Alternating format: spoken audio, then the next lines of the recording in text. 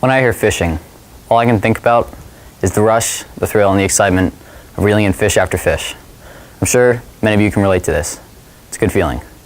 What you may not be able to relate to is the fact that these creatures, fish, are being taken out of the ocean at an incredible rate.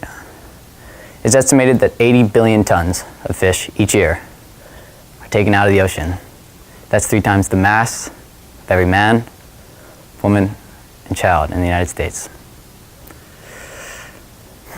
And yes, there are laws that are protecting these areas and species. And yes, they help. But when they're not being enforced, they're not helping. And it's estimated that 2% of the oceans, they're protected. And yes, most of the time they're completely protected, but sometimes illegal fishing happens and they take fish out of those 2%. And it's estimated that soon we could be protecting 2% of just nothing, where there are no fish. And well, we can't have that.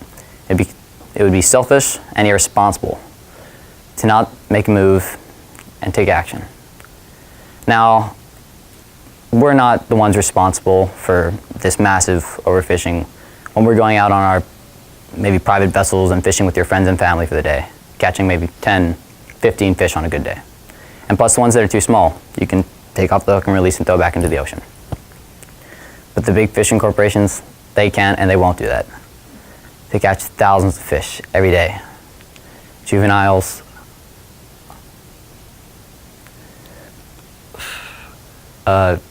endangered species, everything.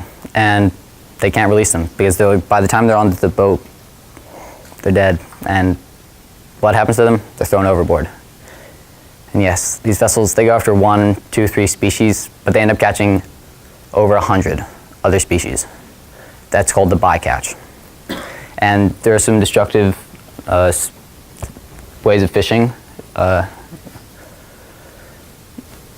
This is bottom trolling. This is one of the most common. It's where a very large net, as you can see, sometimes they can range from 100 feet in width to the size of a football field.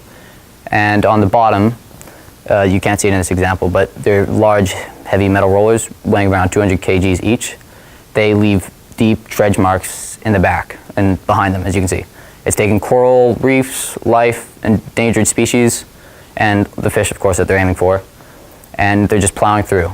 And by the time this gets up onto the boat, everything has been somehow just been killed, whether it's coral impaling fish or them not being able to breathe because they're so close together. As you can see, for every 3 targeted fish, more than 100 are discarded species. Among them are endangered animals. There's another way, gill netting. These can range from 20 feet to 2 miles long. These are set into the ocean, left there for weeks to even months. This results in catching many, many fish. As you can see, they swim into it. But not only fish are caught.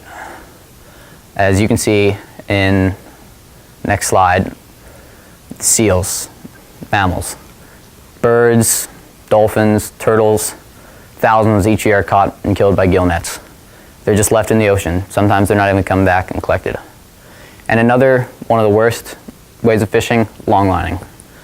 This is where a large boat has very, very large amount of line.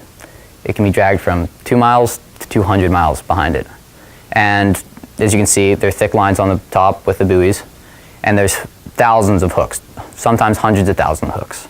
And they catch anything from sharks to endangered fish and even turtles, especially the leatherback turtle. That's one of the main reasons they're actually endangered. And then the last, most destructive, is blast fishing.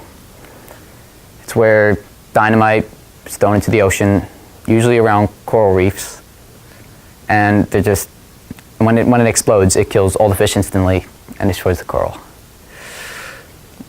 Next slide, sorry. And here's an example of before and after. Now, I'm not saying don't go fishing, because I'd be the biggest hypocrite. I love fishing. I'm going to fish for the rest of my life. I'm just saying, if you go to the grocery store, you see a can of tuna, it'll say dolphin friendly on the side. Just maybe buy that one instead of the one that doesn't say that. Or if you ask the butcher or the waitress or waiter at a restaurant if you want fish and they say it's hook and line caught, eat away. But if they don't know or they say no, take a second thought. Thank you and good night.